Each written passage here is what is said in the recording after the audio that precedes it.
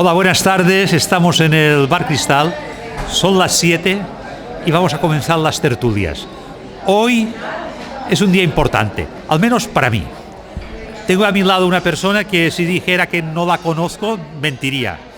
Y si dijera que la he traído aquí, pues porque me habían hablado bien de ella, también mentiría, porque la he traído porque sé que es muy buena. Y sé que es muy buena porque yo, gracias a esta persona que tengo a mi lado, hice varios cursos de escritura creativa. Esto me dio una forma de pensar y de entender las cosas muy diferente. Posiblemente esas tertulias configuradas de esta manera son un poco ese proceso de analizar, de ver las cosas, de buscar otro sentido. Como dicen algunos escritos por aquí, no está el tema de la gramática o de la ortografía, sino la inventiva, la creatividad. Y hoy quiero presentaros a Guillermo Rosselló Bujosa. Yo, la pregunta que te hago, tú como un profesional que eres, ¿qué puedes decirnos de la escritura creativa? ¿Qué puedes decir a los jóvenes que se animen para hacer escritura creativa, a los docentes, a los colegios que de alguna manera potencien el hacer escritura creativa? Hola, buenas tardes a todos. Estoy encantado de estar aquí esta tarde con mi amigo Dirac. No me esperaba esta invitación, él ha sido un gran alumno de escritura creativa. Y en primer lugar quiero dejar claro que la escritura creativa como tal no es importante, sino la escritura creativa es importante en cuanto, al menos yo como escritor, con más de 40 libros publicados, a mis alumnos les incito a ser libres de pensamiento. Lo que define al ser humano es la palabra. A más palabras, más ser humano. A más palabras, más libertad. A más palabras, más capacidad de crítica. A más palabras, más capacidad de conocimiento. A más palabras, más capacidad de autoconocimiento. O sea, las palabras me permiten conocerme a mí, a ti y al mundo. Y a Dios, como creyente que soy. O sea, nos permiten las palabras hablar de todo lo que hay. De aquí su importancia. Para mí, en un crío, en un adolescente que está en tiempo de crecimiento, en tiempo que necesita autoconocerse, autoexplicarse, si tú no tienes palabras para explicarte, sin duda no te explicarás. O sea, yo cuando veo que hay gente que me dice, Guillermo, tengo una depresión, ¿y qué te ha pasado a ti? Se ha muerto mi madre. Tú no tienes depresión, tú estás triste. O sea, las palabras nos permiten dar nombre y entendernos. Y se ha devaluado totalmente el valor de la palabra. No sé si Jaime está de acuerdo conmigo, los que están presentes aquí, pero se ha devaluado, se ha banalizado mucho la palabra. Por desgracia. Y se ha quitado un hecho muy importante para mí. Lo que nos define como seres humanos es la palabra. Lo que nos separa de los animales es la palabra, la razón, la capacidad de pensar, de ser libres, de amar, de dar nombre a lo que sentimos. Como comprenderéis, en el momento de crecimiento, infancia y juventud, para mí la palabra es fundamental. O sea, que el niño, que el joven, haya leído cuentos, haya leído novelas, tenga palabras para explicarse, es fundamental. ¿Por qué? Porque si no puede explicarse, no puede crecer. No puede crecer una persona sin explicarte, sin ver, o sea, sin dar nombre a lo malo y lo bueno que tienes. ¿Cómo te explicas? ¿Cómo creces? ¿Qué tienes que decir? ¿Estoy bien? ¿Estoy mal? Ya, estoy guay, estoy mal. ¿Y esto qué quiere decir? Estoy guay, estoy mal. Es no decir nada. Es como si te callases. Y esto es preocupante. Porque el hombre, el ser humano, en los tiempos actuales, al balancear la palabra y decir ok a todo, es guay a todo, esto me gusta a todo, es preocupante porque esto no son, les faltan matices. El ser humano es un ser de matices. Lo que nos define, diría yo, son los matices. Cuando un niño, un joven, no tiene palabras para matizarse, no puede crecer. Y esto lo pienso honestamente y creo que no sé si dar escritura creativa en los institutos y colegios, pero sí que se debe desarrollar la creatividad, pero la creatividad desde la libertad. Y esto es lo futuro. Y con los alumnos, cuando era profesor, era que se preocupasen de tener todas las palabras necesarias para entenderse. Y al entenderse, poderse autocriticar. ¿Puedo lanzarme un poco? Te puedes lanzar, pero ojo que esto es mármol, no es agua. Vale. Lo que quiero decir ahora es, yo hacía artículos para Última Hora y dejé de hacer artículos. Gobernaban unos, decían que era un comunista. Cuando gobernaron otros, dijeron que era un fascista. Y dejé de hacer artículos. ¿Por qué? Porque cuando no hay libertad de pensamiento, tú crees aún que hay buenos y malos, indios y vaqueros. Y esto es terriblemente infantil, terriblemente negativo. No hay buenos y malos, indios y vaqueros.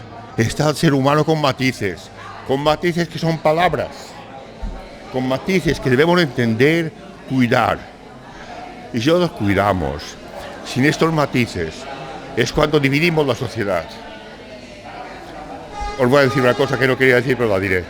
Porque tengo 64 años y soy libre. Muchos articulistas de periódicos, antes de leerlos, ya saben lo que dirán. Lo sabes. Este piensa esto, ya está. Y este piensa lo otro, ya está. Indios y vaqueros. Ya utilizo un montón.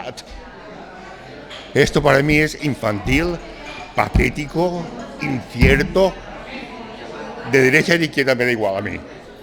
Me da igual a mí. Yo no me caso con nadie, hombre. Me da igual. Pero es patético.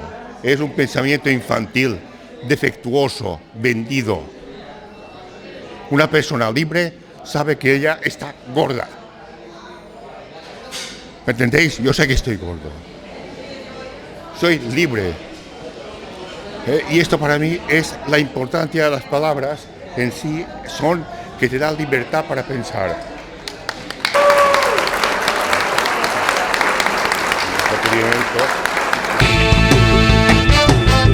Yo acudo por primera vez a esta tertulia porque me ha parecido interesante lo que hace Diego. Más que Diego sea mi amigo, que es amigo de hace muchos años, es porque me parece interesante y especialmente me parecía interesante al ver la programación, la de hoy.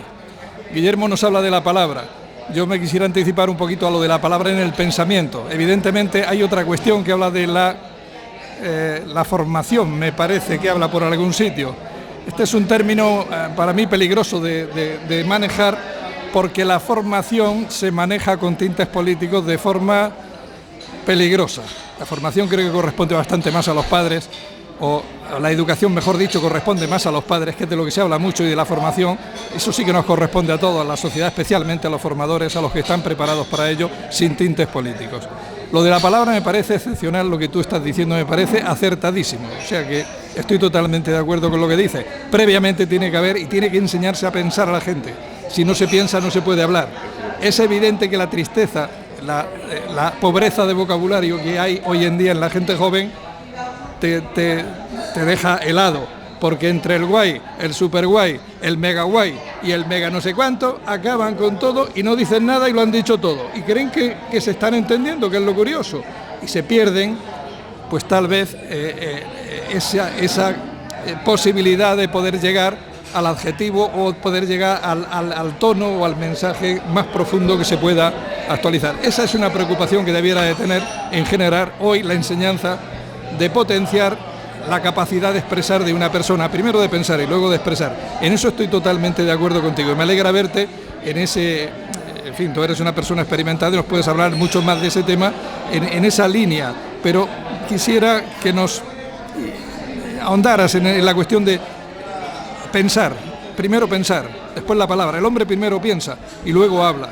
Evidentemente nos hace personas el poder expresarnos y expresar nuestros sentimientos y el tener sentimientos, pero hay que razonar, hay que saber qué se va a decir, cómo se va a decir, a quién se le va a decir y cuál es el momento adecuado, etcétera, etcétera. ¿Cuál es la palabra más oportuna para decirlo? Es un poeta, lo dice perfectamente porque elige siempre la palabra que define una idea casi completa o una metáfora para poder llevarte a un estado de ánimo que leyendo poesía pues lo sientes. Hoy se lee poca poesía. Gracias, Pedro, por tu aportación y por la insinuación que me haces. Yo creo que a los niños y a los jóvenes hay que hablarles mucho más. El diálogo tiene que volver a acontecer. Antiguamente la gente no teníamos televisor.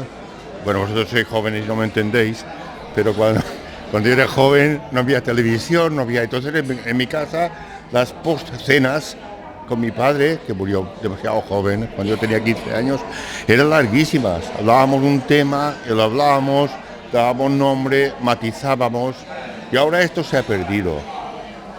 Y esto para mí es muy peligroso, porque sin palabras somos manipulables. Ya que usted ha dicho la palabra formación y tal, y yo creo que sin palabras somos manipulables, con palabras somos menos manipulables.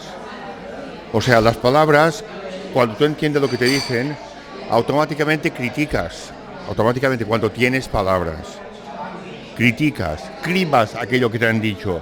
Y sabes, este señor, pongamos el ejemplo del periodista, este periodista siempre dice lo mismo. ¿Qué te aporta este señor a la reflexión libre? ¿Qué aporta este señor? Un profesor.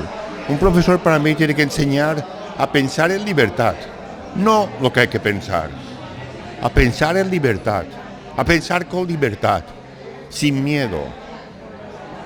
Un buen profesor dice, no tenéis que pensar como yo, tenéis que pensar. Y son matices muy importantes. Y tenéis que pensar críticamente lo que yo os digo. Si decís que sí, sí. Y si decís que no, no. Pero me gusta tu pregunta, Pedro, porque el pensamiento es anterior a la palabra o va junto con la palabra, porque es difícil separar sentimiento y palabra. ¿Cómo lo separas? Pero el auténtico pensamiento es el libre. La auténtica educación es la libertad. La educación, esto no quiere decir grosería. Cuando dices libertad, dices, bueno, yo poco a poco me voy informando y voy creando mis criterios. Esto solo se puede hacer a partir de palabras. A partir de palabras. Si no, ¿cómo puedes crear tus criterios si no hay palabras? Uno te dice una cosa, el otro la otra. Si tú tienes palabras para cribar esto, lo cribas y vas creando tu propio pensamiento. Y entonces es cuando hay libertad, es cuando tú vas haciendo tu yo. Cuando no hay libertad, no vas haciendo tu yo. Vas haciendo yo de tu profesor, de tu padre, de tu madre. ¿Y esto a qué lleva? A que no eres libre. ¿Y a qué lleva a que no seas libre? A que no eres feliz. Y quería hablar de eso, de la felicidad. Cuando eres tú mismo, Pedro, perdón, te llamo Pedro porque eres más joven que yo. Cuando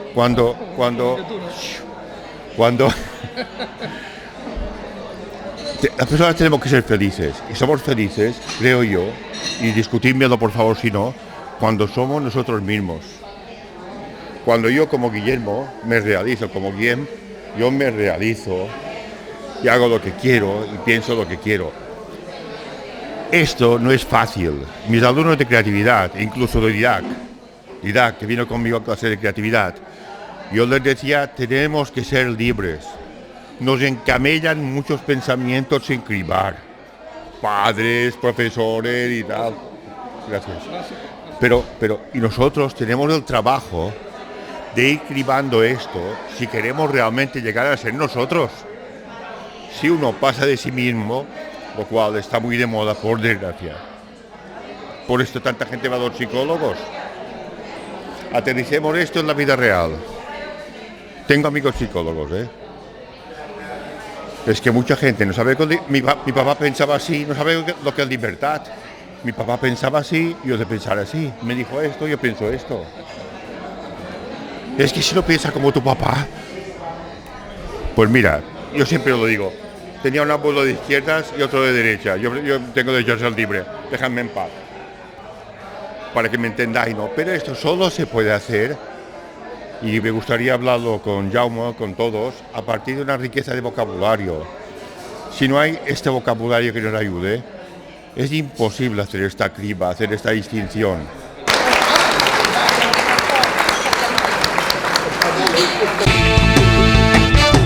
No, más que nada es una anécdota que me ha pasado hará pues 2 o 3 días, y mi mujer lo sabe. Y es que el otro día, en la basura, delante de mi casa, paseando el perro, me encontré al lado de la basura que habían tirado los 10 tomos del diccionario catalán, balear, valenciano de Mosén Alcover. 10 tomos que yo nunca había tenido porque no quería gastarme el dinero. Y cuando lo vi, lo recogí, pero me dio mucha lástima. Es decir, encontré en la basura un tesoro lingüístico, que lo sabe, que es de los mejores diccionarios románicos que hay en una lengua, 10 tomos, con una riqueza de vocabulario, muchas palabras se han perdido, y encontrarlo en la basura me dio pena, y me alegré porque me voy a mi casa y ya lo tengo mirándolo como un tesoro. Siempre me hubiera gustado tenerlo. Yo lo tengo, sí. Vale muchísimo, me costó... Sí, vale mucho dinero. Pues estaba en 40.000 pesetas. Estaba en la basura. Eso es un signo de lo que viene, el desprecio un poco a los libros, a la riqueza. Es una anécdota que quería contar, ¿no? Lo que viene, porque hoy en día mucho es imagen, TikTok, mucha cosa inmediata que no cuesta mucho, porque hacer un vídeo no cuesta tanto como escribir, ¿no es así? Y muchos jóvenes se enganchan en eso, en las redes sociales, en el TikTok y esas cosas. Yo digo a mi hijo, pues es que cualquiera puede hacer eso. Nadie, si tienes que escribirlo, editarlo, tienes que pensar, reflexionar lo que dices, pero la gente joven creo que va a lo inmediato. Lo inmediato a veces creo que hay que mover un poco a los libros. Gracias, Jaume, por tu intervención, gracias. Yo creo que hay un tema de lo que estás diciendo muy importante, y es que a medida que se van devaluando las palabras, los psicólogos se van forrando. ¿Por qué? Porque mucha gente es infeliz, porque mucha gente no se explica, porque mucha gente está hecha un lío. Y claro, digo, estoy despistado. Que no tienen palabras ni para decir tengo dolor de muelas, ni para decir estoy triste porque me ha pasado esto. Me he discutido con un amigo. Estoy mal porque se murió ayer tuve una noticia de un amigo mío que se está muriendo, ayer. Hombre, estás triste, no es depresión todo. Si te muere tu papá o tu mamá, no es depresión, Y hoy en día, claro, a falta de palabras, porque si la gente distinguiera entre tristeza, decepción, depresión, desamor, sentimiento de fracaso. Si la gente distinguiera los matices, se podría curar, podría dar una respuesta a sus problemas. Pero cuando no hay esta distinción de matices, cuando no se ha leído nada y se tiran los diccionarios, como si los antiguos hubieran sido unos imbéciles, y eso hablo en mallorquín y en castellano, yo no me caso con nadie, ya está bien de casarse, y gente con cucalas, ya está bien, estoy harto, por cierto. Cuando uno se casa es cuando consigue en cierta manera ser libre y darle respuesta a sus males. Cuando no hay palabras, no sé qué me pasa, voy al psicólogo. Tengo amigas psicólogas y amigos psicólogos. ¿Y qué te pasa? Es que tengo depresión, me tiene que ayudar. ¿Y qué te ha pasado? Se me murió mi padre. Tú no estás depresivo, joder, tú estás triste. ¿Cómo quieres estar? Estamos tu padre. Va al psicólogo. No, es que yo en mi trabajo tengo 1000 problemas. Tú no tienes depresión, tienes problemas en el trabajo. Vamos a buscar las formas de arreglarlo. Pero si no hay palabras, todo es lo mismo. Y si no hay palabras, ni nos entendemos, ni nos entendemos a los demás, ni entendemos el mundo. Y esto es lo que se hace, que tiramos los diccionarios. Tiramos los diccionarios. Hay un problema yacente en todo lo que estamos hablando, Blasa, que mira con esta cara. No estás de acuerdo o no, me gustaría que me lo dijeras. Pero hay un problema yacente en esto. Y es que, a falta de palabras, nos dejamos arrastrar. Es cómodo. No es verdad. Si yo tengo palabras, venga, te dejas arrastrar, es lo cómodo. Hay un problema yacente y es la manipulación. Nos creemos cualquier mentira. Y no hablo de partido, hablo de todos.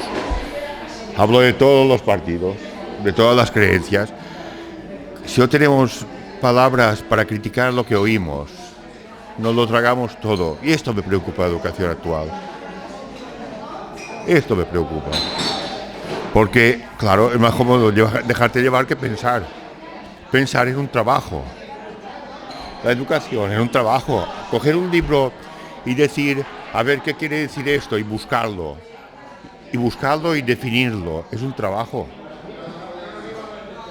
Pero el ser humano se construye con un trabajo. Y la moda es quitar el esfuerzo muchas veces. En la educación y en todo. Hay que quitar el esfuerzo, porque el esfuerzo traumatiza. ¡Qué puñetas! El esfuerzo no hace fuertes. El esfuerzo, el trabajo, las noches sin dormir que pasé yo. Él era más inteligente que yo, no pasó ninguna, pero yo estudiando la carrera pasé muchas noches sin dormir. Una anécdota. Sí. Yo soy de pueblo pequeño y mi padre era carpintero. Bueno, yo estudié, pero me acuerdo que cuando yo era pequeño yo estudiaba en la cama y tenía la luz encendida y mi padre me decía, apaga la luz de una vez. A mí, os juro que es verdad, me pasaba lo mismo. Yo a los 8 años leía los clásicos. Mi padre cortaba pinos, era leñador, pero en mi casa había unos libros. Murió cuando yo tenía 15 años y no tuve tiempo de... Creo que te lo he contado a ti. Creo que te lo he contado. Pero mi padre murió y no pude saber de dónde sacaba los libros.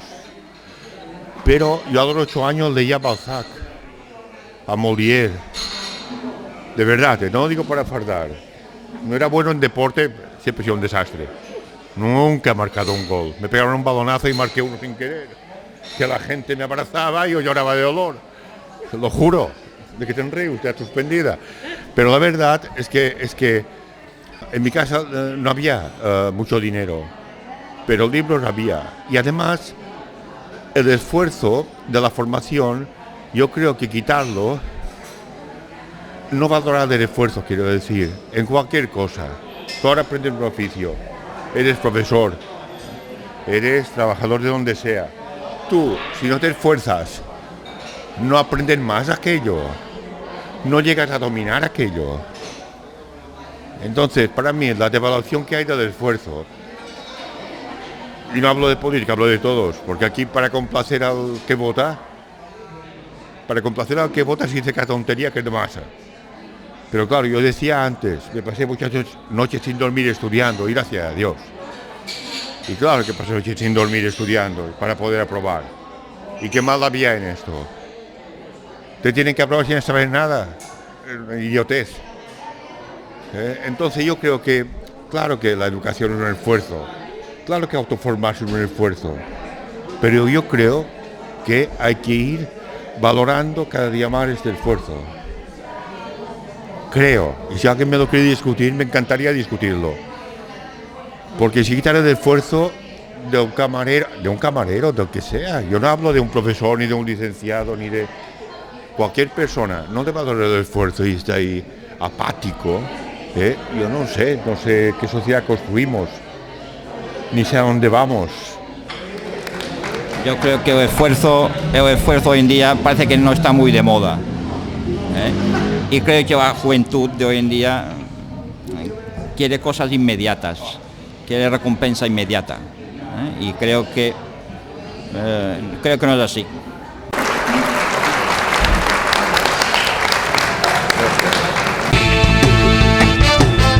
No, primero quería contar, ya que habéis hablado de cuando erais pequeños. Yo también he sido pequeño, evidentemente, y soy de un mundo donde crecíamos antes de que hubiera televisión.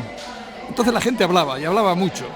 Y tengo un recuerdo muy vivo, porque cuando yo a mi madre, se quedó viuda muy joven, le preguntaba algo, nunca te contestaba directamente. Siempre solía hacer una especie de introducción y decía, verás, pues resulta que fulano, y te daba alguna referencia y después te iba contando. A mí me parecía, y me sigue pareciendo muy bonito, el que la capacidad de comunicación que tenían las personas con una introducción, pues verás, resulta que, y te ponía en situación, entonces tú seguías comentando. Hoy, sin embargo, y paradójicamente, y esta es la pregunta, a mí, yo tengo 3 hijos, veo que la juventud todos saben idiomas. A mí me costó trabajo aprender el castellano, porque soy andaluz, pero lo terminé aprendiendo. Pero hoy la gente sabe muchos idiomas, pero cada vez hablan menos el castellano o el español, o el catalán, que me da igual, cada vez hablan un idioma más pobre, más falta de recursos. Yo soy un enamorado de la poesía, me gusta la poesía, he leído bastante poesía, incluso hago mis pinitos en algún tipo de cosas. Pero creo que la poesía es ideal para desarrollar y abrir la mente hacia campos donde puedas expresarte con palabras, con matices, con tonos, con lo que tú quieras, pero que crezca esa capacidad de comunicación. Fíjate, Pedro, que la poesía no es inmediatez. Yo empecé escribiendo poesía hace muchos años. Tú no habías nacido, supongo. Empecé haciendo poesía, y justamente la poesía es lo contrario a lo inmediato. La poesía es aquello que hay que trabajar, hay que hacer el esfuerzo de la palabra, o el esfuerzo del concepto, como queráis llamarlo, y estoy totalmente de acuerdo contigo en que la poesía es aquello que te hace evolucionar en tu lenguaje. Habría que buscar fórmulas para que los chicos, para que los jóvenes evolucionaran en el lenguaje. No sé cómo, pero sí, tengo ideas. Yo creo que no tendría que haber clases de creatividad como tal, pero sí que hacer, por ejemplo, más redacciones, más... ¿Me entiendes? Yo no quiero decir que todos seamos escritores ni nada parecido, pero hacer el esfuerzo de redactar, hacer el esfuerzo de decir, bueno, ¿qué piensas de esto? Y hacer que la mente funcione, no solo memorice y diga, sino que funcione por sí misma. ¿Qué piensas de la Plaza de España como queda? ¿Qué piensas de esta persona? Es verdad, muchos jóvenes quieren ser influencers, pero ¿a quién influencian estos jóvenes? Yo he mirado influencers de estos y te prometo que es muy pobre la cosa. Ahora siento decirlo porque yo amo a los jóvenes. Tú sabes que yo amo a mis alumnos. Les quería. Y les quiero. Menos algunos. Pero a los alumnos les quería y les quiero, ¿no? Entonces, un influencer, ¿qué es un influencer hoy en día? He escuchado a alguno por teléfono, por Twitter o WhatsApp o lo que sea. Y la verdad es que el mensaje que dan, el contenido que dan, es pobre. Es igual que el rap. El otro día, en un programa de televisión, Tu cara me suena, Lolita Flores dijo sobre un rap, hombre, no es ningún poema. Te vi, me acerqué, te miré y bailamos, Te vi, me acerqué, te toqué y bailamos, Hombre, el Magristort, perdona que lo diga así, es muy pobre esto. El rap, y lo dijo Lolita Flores, digo, hombre, ella, no tiene estudio esta chica, pero se ve que ha leído poemas, que ha leído cosas, y un fotre, no es el Lorca, un rap. No entendemos, ¿no? Entonces, cuando uno ve esto, digo, algo está fallando, algo hay que mejorar. Y yo creo sinceramente que la mejora puede venir de un esfuerzo para que los jóvenes vayan explicándose. Mirad, mis clases de creatividad, jamás les digo a mis alumnos lo que tienen que escribir. Didac lo sabe y ella también lo sabe. Jamás. Les digo que saquen lo que llevan dentro y que se vayan sacando lo que llevan y explicándolo. Y para mí esto que tiene que hacerse con los jóvenes, porque cuando haces el esfuerzo de explicarte, es cuando sacas palabras, Pedro, y te pones a escribir, y enriqueces tu persona, de esto teníamos que hablar también, y enriqueces tu persona, tu vocabulario, y te entienden más. Es preocupante el tema que estamos hablando, porque uno escucha un rap o esa canciones modernas de, ¿cómo se dice? Bachata, y se queda la verdad, Jolines, los señores de las cavernas eran más poetas que ellos. Perdón.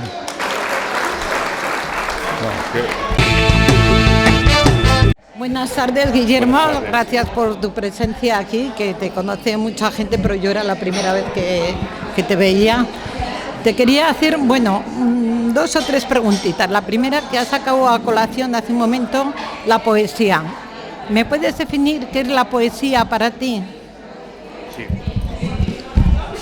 La poesía, para mí, es el esfuerzo de decir algo con sugerencia y bellamente.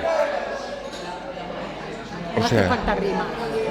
Estrofas con rima. Yo creo que el esfuerzo de la rima tiene que estar. ¿Por qué? Os diré por qué. Y conste que yo he publicado libros de poesía y nunca ninguno con rimas. Ahora es verdad, y me dieron premios de poesía. Nunca.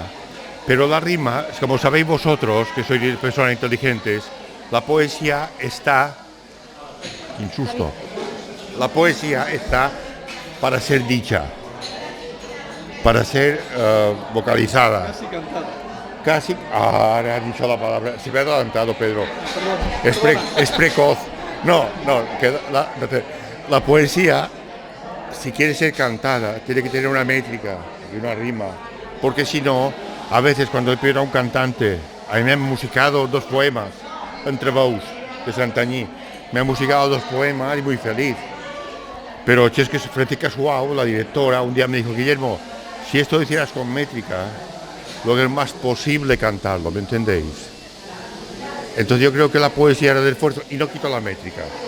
Creo que la diferencia De la prosa. de la prosa. Sí, para mí la prosa es decir las cosas tal cual son. Sin subterfugios, sin... Es un poema un poco adornado por la métrica, ¿no? Un poco adornado. La métrica yo creo que sirve para hacer cantable la poesía.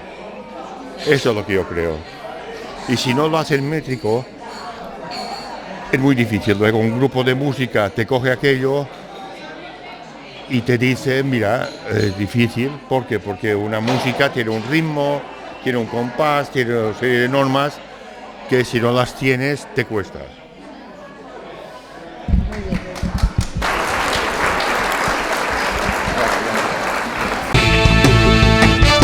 Bueno, más que una pregunta es un pensamiento mío, que creo que las personas, tanto los jóvenes, los adolescentes como los de nuestra edad, cada vez leemos menos. Al leer cada vez menos y más a nuestra edad, el vocabulario que se podía tener también se va perdiendo. Se escucha menos, vamos a lo fácil, lo que decíamos, lo inmediato. Nos hemos metido en internet.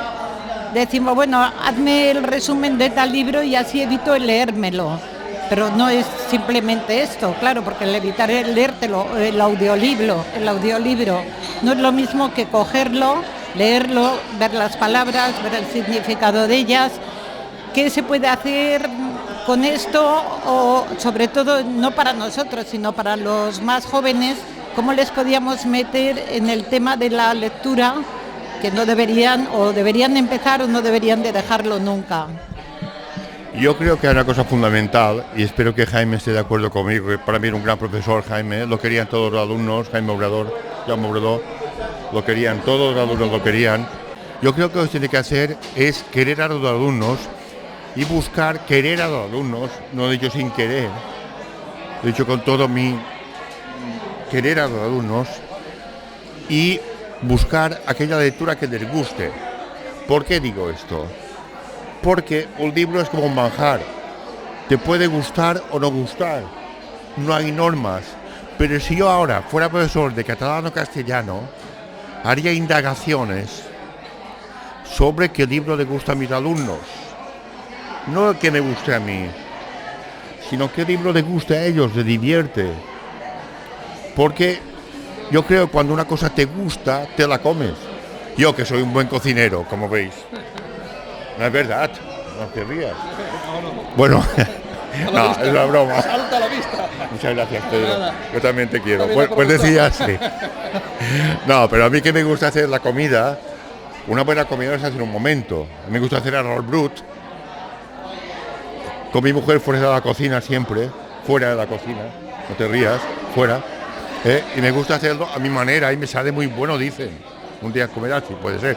Pero no, pero la verdad es que las cosas inmediatas, ¿qué es una cosa inmediata? Un todo de sobrasada, un bistec, una cosa... Lo bueno que son mis callos, perdón, estoy hablando totalmente en broma y en plan que no os aburráis. Una pregunta, una observación, no sé. Vamos a ver, perdón. Es que cuando mis hijos tenían edad escolar, yo formé parte del APA de un colegio y al que iban mis hijos. Entonces propuse en un momento determinado que por qué no se enseñaba oratoria a los niños. Me parecía importante que un niño se pudiera levantar en una clase y decir lo que pensaba o defender lo que pensaba. Y otro, pues no estar de acuerdo y poder decir a su vez sus ideas o cualquier otra cosa. Yo no tuve ningún éxito, pero yo no entiendo, no conozco muy bien cómo va lo de la enseñanza, pero creo que no se recoge en la enseñanza esa posibilidad de oratoria desde el punto de vista estricto de oratoria, es decir, de la capacidad de una persona de levantarse delante de 40 personas a decir lo que piensa y poder expresarlo con claridad y con convencimiento, con convicción, para poder convencer, evidentemente. Justamente lo que dices es lo que demuestra la necesidad de tener palabras y de haber pasado esta criba. Claro, ahí necesitas herramientas para hacerlo. Claro, si no tienes palabras, no puedes responder. Entonces, para mí, los libros que tendrían que ser más adecuados a los alumnos que a los profesores, ahora digo una barbaridad, quizás, puede ser que no estéis de acuerdo conmigo, pero yo, como tengo más años que tú, digo que creo que sería bueno mirar qué libro le gusta al alumno, porque si el libro le gusta, lo empieza a leer y de aquel libro coge palabras, lo que tú dices, palabras que luego le pueden ayudar a saber lo que tiene que decir y a no cortarse ante el hecho de tener que expresarse públicamente. ¿Por qué mucha gente se corta para tener que expresarse? Porque de antemano sabe que tendrá problemas el pobre. Lo sé porque he sido profesor y por tanto, cuando decía ¿por qué no quieres salir? Ay, profe, que no sé qué decir. No sé qué decir. Quiere decir, no tengo palabras suficientes para argumentar lo que pienso. Y esto es un problema. No sé si he respondido lo que querías, pero para mí esto es un problema. Yo a los chicos les daría el libro que quieren ellos. El profesor no es lo importante, son los alumnos. Hola, ¿qué tal? Buenas tardes. Bien. Bueno, hasta ahora todo lo que he escuchado ha sido bastante interesante. Pero yo siempre digo una cosa, para llegar a un punto determinado se necesita una formación. Para llegar a esta formación, entonces, normalmente, para que no sea negativa, tienen que empezar de muy jóvenes. Y, al mismo tiempo, tienen que tener unas personas, para mí, sin ideas políticas y sin ninguna idea determinada, sino única y exclusivamente para que la formación sea correcta y el día de mañana la persona, cuando ha terminado de formarse, no tener ningún vínculo que le pueda derivar de un sitio a otro para que sea negativo ni positivo, sino que tiene que ser realista totalmente. Pero hay personas, porque estoy viendo que cada día hay más personas que se dedican a la enseñanza y a la formación. Y yo digo, ¿y estas personas que enseñan? ¿Qué formación han tenido? ¿Qué ideas han tenido? ¿Qué pueden desarrollar para el bien de esta persona? Para que el día de mañana yo pueda tener una conversación amena y concluyente en unos temas determinados y que no podamos chocar, porque la realidad solamente es una. En el momento que unas personas tienen una formación que es positiva, que es perfecta, lo diríamos así, casi es imposible que seamos perfectos, pero podemos como mínimo intentarlo, no tengamos controversias ni tengamos estos choques, que al final de estos choques lo único que hacen es beneficiar a los demás que han intentado llevarte en caminos divergentes totalmente. Gracias, Joan. Mirad, yo he empezado esta charla diciendo que hay que enseñar a pensar en libertad. Soy consciente de lo que he dicho, ¿eh? Yo mucho humor y lo que queráis, pero soy muy consciente de lo que he dicho. Y he dicho que, y creo que lo he dicho, que el pensamiento político, y he criticado, perdón, que los periódicos me molesta ver que antes de leer un periodista u otro, ya sabes lo que dirá. Todo lo suyo es bueno, todo lo suyo es bueno, todo es ser malo.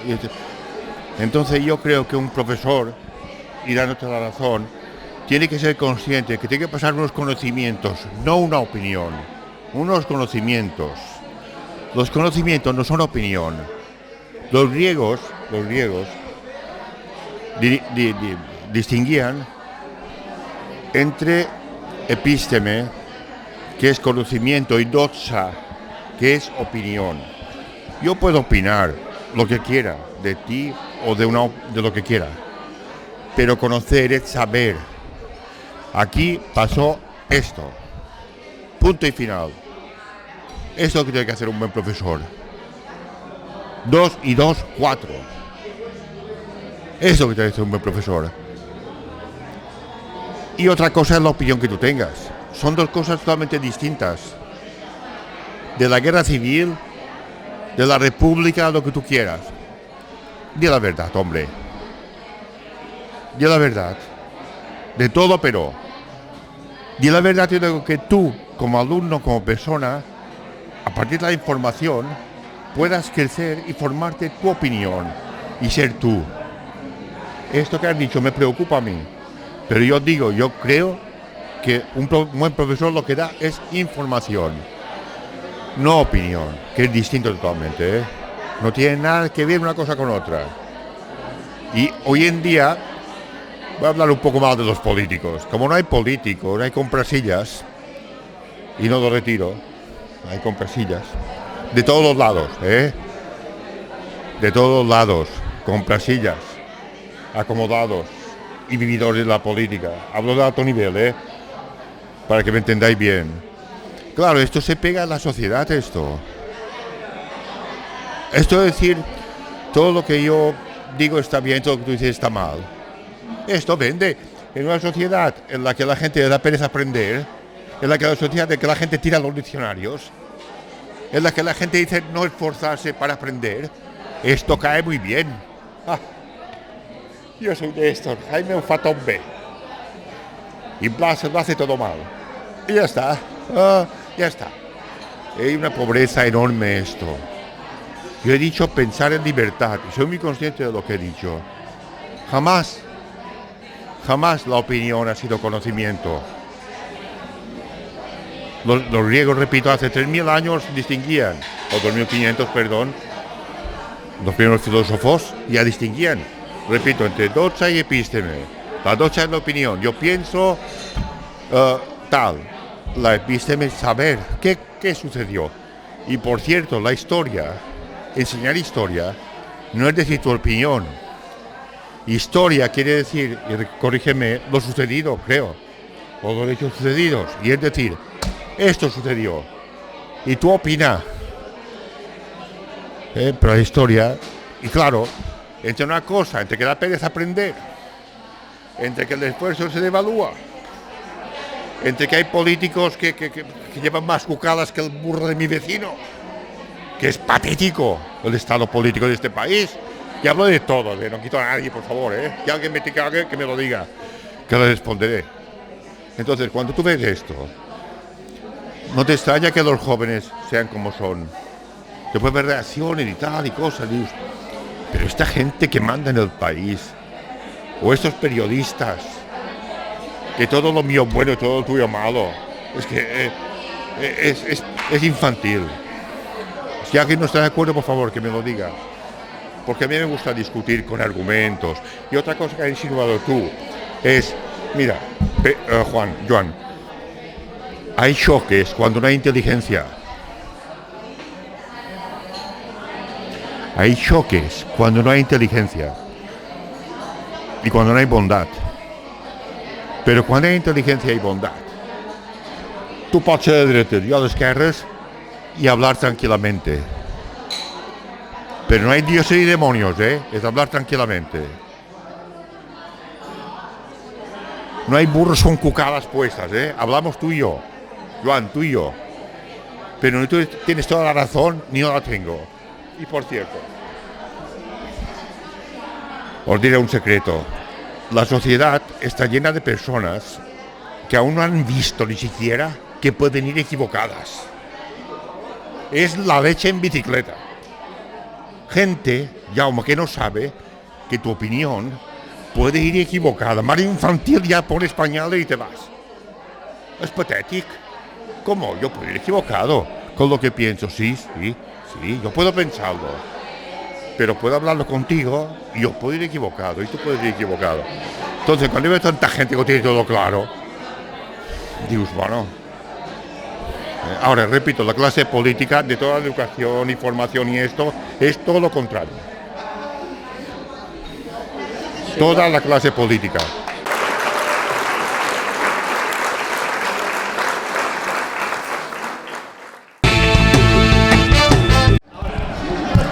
Buenas tardes, Guillermo Rosselló. Ya te hemos escuchado aquí dar todo tipo de versiones a las distintas preguntas que te han hecho. Yo, un poco por rellenar y redondear algo, sí que hablas mucho de la libertad de expresión, pero la libertad de expresión es la capacidad que tiene una persona, de forma razonada, de expresar o hacer algo, una cosa, otra, o no hacerla o la contraria. Esa es sería la libertad. Claro. Pero para eso tiene que tener la gente un espíritu crítico, una formación. Estamos pecando en capacidad lectora. La gente no sabe redactar. Las nuevas tecnologías lo que menos hacen es leer y tener capacidad de discernimiento y crítica. En la situación en que vamos, ¿tú crees que mejoraremos? Yo creo que la situación en que estamos, ella por sí sola, es como una persona que engorda. Ella por sí sola va a encontrar una solución.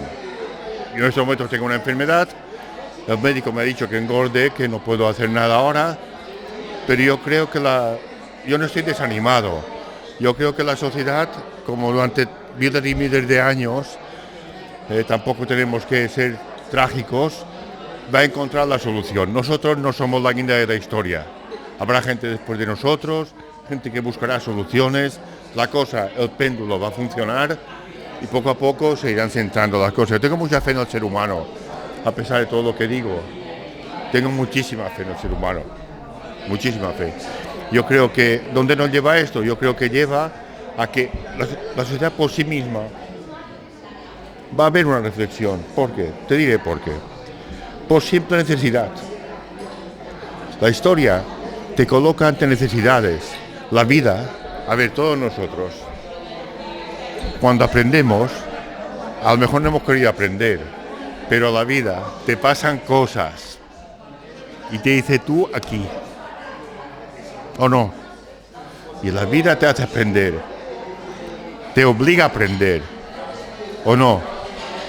Entonces lo que digo yo es, esta gente joven que ahora no tiene palabras, un día quizás diga, hombre, es verdad, necesitaré palabras.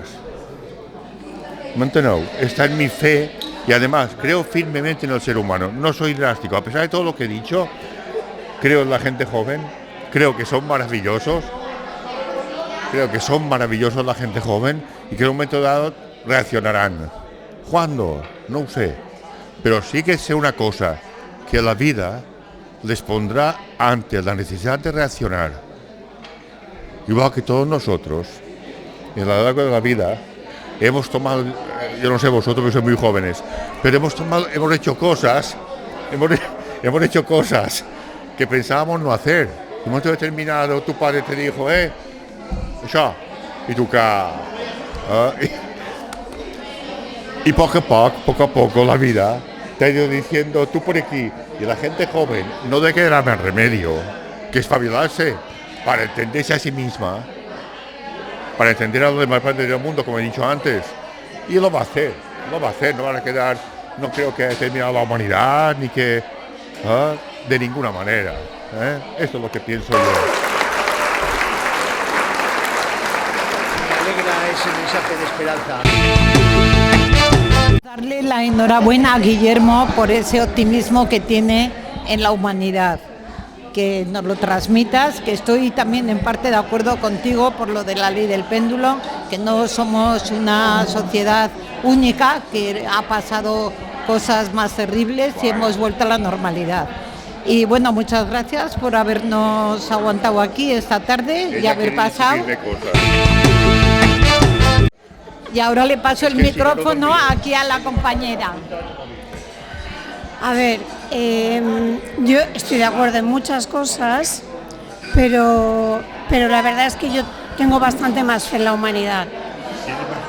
Más fe en la humanidad, sí, porque yo creo que verdaderamente, o sea, yo creo que si un chico no lee o una chica no lee, es porque sus padres no leen. O sea, me duele focalizar en los chicos hacen o los chicos dejan de hacer. Los chicos hacen en función también de las posibilidades que se les da. Y es como siempre estamos en esta polémica de los niños no deberían tener móvil, pero ¿quién compra un móvil? Los padres. Entonces, creo que somos los adultos los que tendríamos que revisarnos continuamente hacia dónde estamos llevando a estos jóvenes, porque ellos van por donde nosotros les llevamos. Y luego hay otra cosa que yo entiendo que es verdad que la escuela tiene que transmitir información, pero para mí creo que lo más importante que tiene que transmitir la escuela son valores. Y en los valores necesariamente hay opiniones, porque o sea, tú tienes unos valores en función de una ideología concreta que tú tengas. A ver, cuando tú decides no segregar a las personas, es porque tienes una forma diferente de pensar que las personas que piensan que sí, yo prefiero que en el colegio de mi hijo no haya extranjeros. Pues ahí hay ideología. Es imposible, desde mi punto de vista, que es muy básico porque soy una pobre psicóloga, no más que eso, de esas que escuchan muchos rollos o que han escuchado muchos rollos, pero es imposible no transmitir ideología cuando tú enseñas.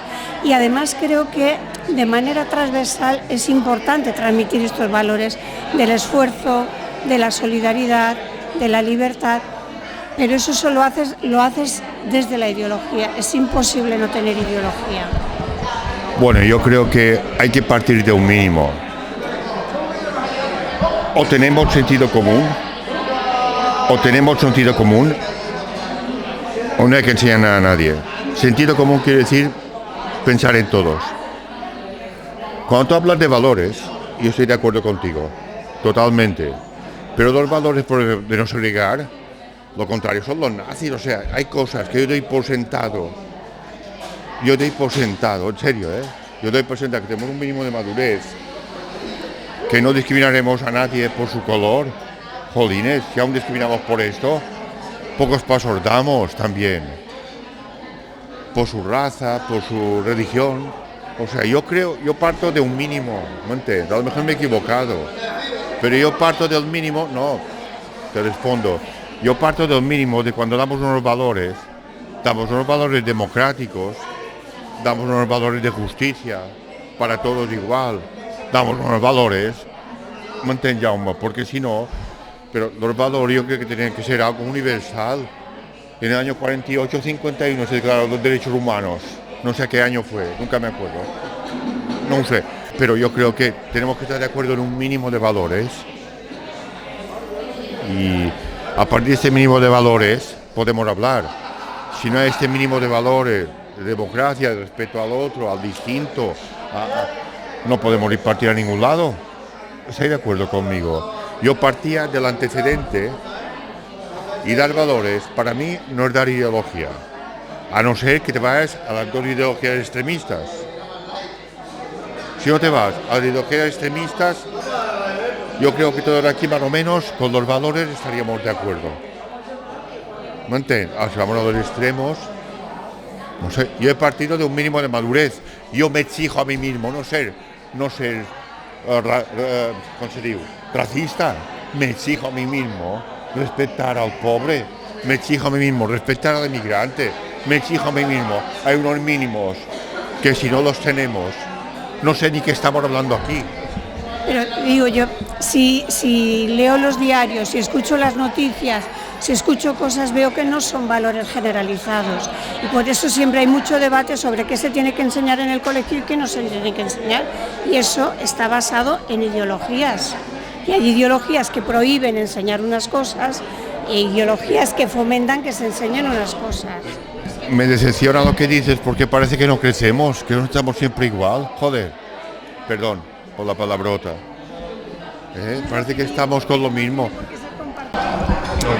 ¿Sabes? O sea, eso es un debate que es todos los días.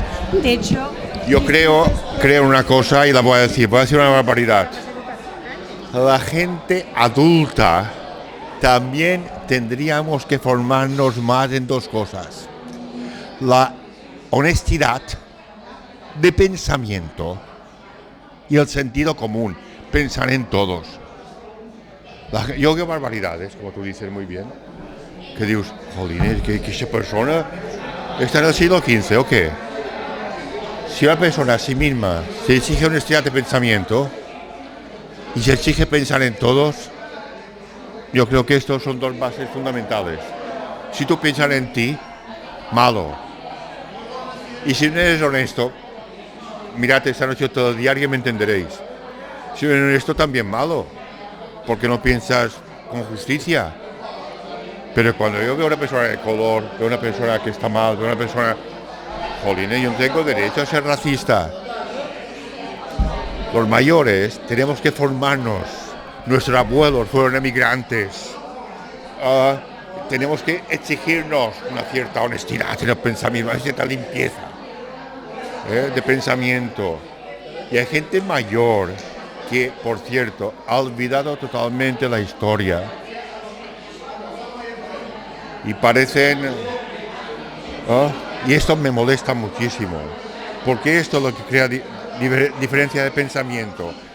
Los adultos también tenemos que formarnos, los niños sí, pero los adultos, yo cuando pienso algo de ti, tengo que exigirme honestidad. ¿Me entiendes?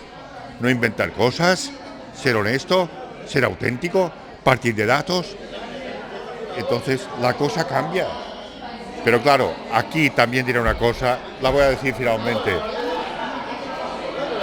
Yo creo que la gente joven es la consecuencia de lo que nosotros somos. Sentido de justicia, de sociabilidad, de común, sentido común, que no está nada de moda, por cierto. Esto quería decir, y perdón. A ver si yo salgo en el cuadro. Bueno, supongo que habéis quedado entusiasmados. No ha habido carencia de impulso, carencia de esfuerzo, de lucha, de sacrificio. Lo ha dado todo. Y yo quiero también dar las gracias a la propiedad del Bar Cristal, porque nos ceden este espacio, gracias. Y también a Jubimar, que es nuestro patrocinador. Bueno, y un recuerdo cariñoso para todos aquellos que hicimos estos cursos de creatividad, sobre todo Antonio Oliver, un amigo que el pobre ja no a Sa Nostra, CaixaBank, i a Lucía, la directora, Lucía Martí. Lucía, moltes gràcies. Bueno, pues la semana que viene nos veremos otra vez, el viernes a las 7. Muchas gracias.